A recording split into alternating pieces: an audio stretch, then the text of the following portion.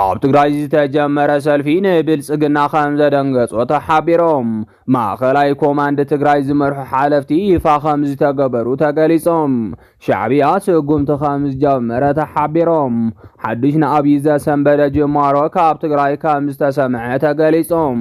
አርስተ ዜናና ነዚኦም ይመስሉ ነይሮም እዚ ሕብረት ሚዲያ ኔትወርክ ዝኸበርኩም ተኸታተልትና ክሳብ መወዳእታ ሙሉእ ትሕዝቶና ክትከታተሉና ብኽብሪ እንዳዓደምና ሕዚ ድማ ናብ ዋና ዝርዝር ዜናና ክንሓልፍ ኣብ ትግራይ ዝተጀመረ ሰልፊ ንብልጽግና ከም ዘደንገጸ ተሓቢሮም ካብ ፍልፍላትና ዝተረኸበ ሓበሬታ ከም ዝሕብሮ ትግራይ ካብ ጫፍ ናብ ጫፍ ትነቓነቕ ከም ዘላ ተገሊጾም ኣብዚ ሕዚ እዋን ስርዓት ብልጽግና ምስ ዓበይቲ ሃገራት ሽርክና ብምፍጣር ንመራሕቲ ሕወሓት ንምሽባር ይፍትን ከም ዘሎ ተንተንቲ እናገለጹ ይርከቦም ብልጽግና ምስ እስራኤል ገይርዎ ኣብ ዝበሃል ዘሎ ስምምዕነት ሰራዊቱ ብሰላም ኣኽባሪ ናብ ጋዛ ከም ዝልእኽ እናተገለጸ ይርከብ እዚ ስጉምቲ ድማ ንሻዕብያ ይኹን ንመራሕቲ ሕወሓት መልእኽቲ ከም ዘለዎ እናተንተኑ ይርከቦም እቶም ምሁራት ወሲኾም ከም ዝገለጽዎ ብልጽግና ምስ እስራኤል ዝምድና እንተፈጢሮም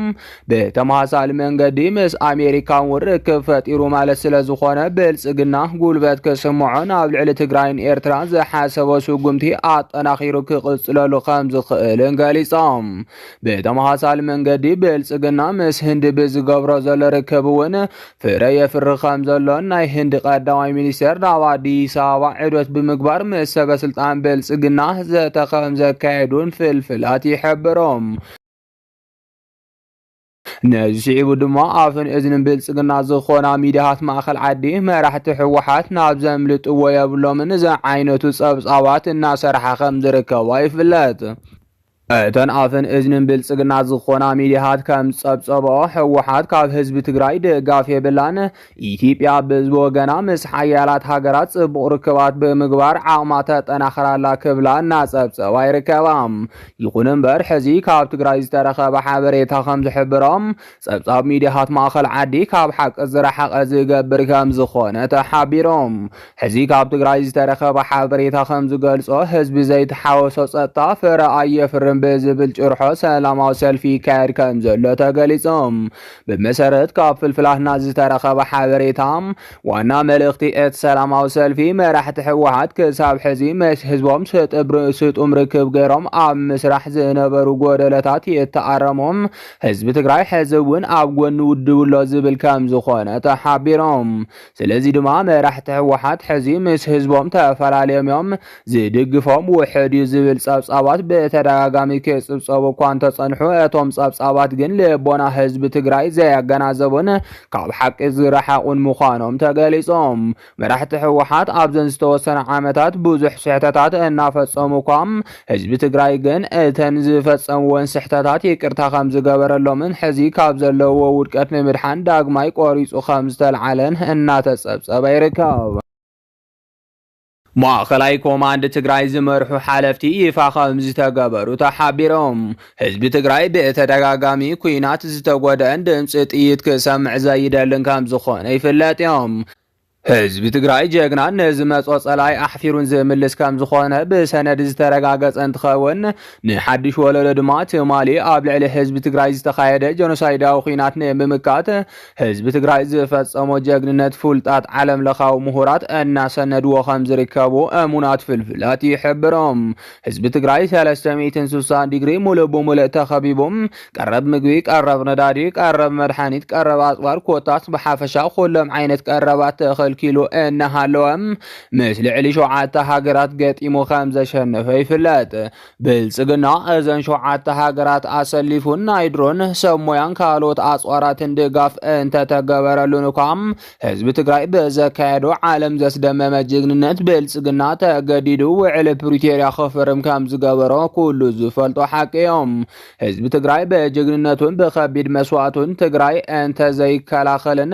ደመኛ ጸላእት ትግራይ ሙሉ ሙሉእ ብሙሉእ ህዝቢ ትግራይ እንተዝቋፀር ወንገነ ሕዚ ትግራይ እትበሃል ክልልን ትግራዋይ ዝበሃል ዓሌትን ኣይህሉን ነይሩ ክብሉ የረድኦም። ምክንያቱ ድማ ትልሚ ደመኛሃ ጸላእቲ ህዝቢ ትግራይ ሙሉእ ትግራይ ብምቁጻር ትግራዋይ ዝሞተ መይቱም ካብ ሞት ዝተረፈ ድማ ክስደድ ብምግባር ትግራይ እትበሃል ክልል ከፋፊልካ ከይትህሉ ምግባር ከም ዝነበረ ካብ ወተሃደራዊ ፍልፍላትና ዝተረኸበ ሓበሬታ የረድኦም።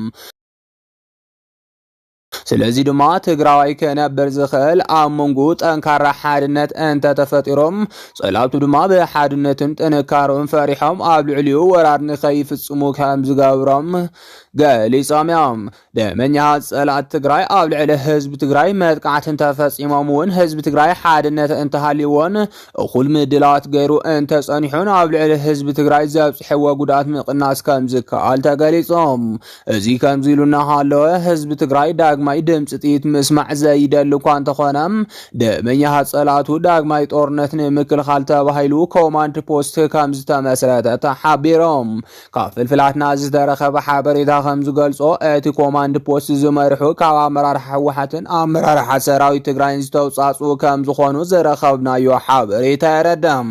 ብመሰረት እቲ ዝተረኸበ ሓበሬታ እቲ ኮማንድ ፖስት መንጀሪኖም ጀነራል ወድን በይተይ ጀነራል መዲድ ዶክተር ደብረጽዮን ዘጠቓለለ እንትኸውን ብግዝያውነት ጀነራል ወድን በይተይ ንኽመርሖ ሓላፍነት ከም ዝተዋሃቦ ተገሊጾም። ጀነራል ወድን በይተይ ብጀግነቶም ካብ ዝፍለጡ ጀነራላት ትግራይ ሓደ እንትኸውን ዋና መራሒ ሰራዊት ትግራይ ንክኸውን እውን ከም ዝተሓፀየ ዝረኸብናዮ ሓበሬታ የረድም። ሻዕቢያ ስጉምቲ ከም ዝጀመረ ተሓቢሮም። ሕዚ ዝወፀ ሰበር ዜና ከም ዝገልጾ ኣብ መንጎ ብልጽግናን ሕወሓትን ዝነበረ ጎንፂ ከም ዝተፈትሐ ተገሊጾም። ብልጽግና ኣብ ልዕሊ ሻዕቢያን ሕወሓትን ወተሃደራዊ ስጉምቲ ክወስድ ይዳሎ ከም ዘሎ ክጽብጸብ ከም ዝጸንሐ ይፍለጥ እዮም። ይኹን እምበር ሕወሓትን ህግደፍን ድማ ካብ መጥቃዕቲ ብልጽግና ንምክልኻል ጽምዶ ዝብል ሽርክና ብምፍጣር ሓበራዊ ምንቅስቓስ ክገብሩ ከም ዝጸንሑ እናተጸብጸበ ጸኒሑ ሕዮም ንስዒቡ ድማ ብልጽግና ምስ ክልቲኦም ሓይልታት ገጢሙ ክዕወት ከም ዘይኽእል ስለ ዝተረድኦም ሕዚ ትልሙ ከም ዝቐየረ ተሓቢሮም። ብመሰረት ሕዚ ዝተረኸበ ትኩስ ሓበሬታ እቲ ናብ ኣዲስ ኣበባ ተጓዒዙ ዝነበረ ጉጅለ ሕወሓት ምስ ሰበስልጣን ኢትዮጵያን ተወከልቲ ኤምባሲታትን ብዝገብርዎ ዘተ መሰረት ኣፍልጦ ሕወሓት ተመሊሶም ሕወሓት ኣብ መረፃ ክትሳተፍን ተመዛበልቲ ምዕራብ ትግራይ ናብ መረበቶም ክምለሱን ኣብ ዝብሎ ኣጀንዳሃት ምርድዳእ ከም ዝተበጽሐ ተገሊጾም። እዚ ሓበሬታ ብዓበይቲ ኣክቲቪስታትን ደገፍቲ ሕወሓትን እናተጸብጸበ እንትኸውን ሓቃውነቱ እንተተረጋጊጹ ንሕወሓት ዓብዪ ዓወት እንትኸውን ንሻዕብያ ድማ ከቢድ መርድእ ከም ዝኾነ ሊቃውንቲ ፖለቲካ ገሊጾም። እቶም ሊቃውንቲ ፖለቲካ ወሲኾም ከም ዝገለጽዎም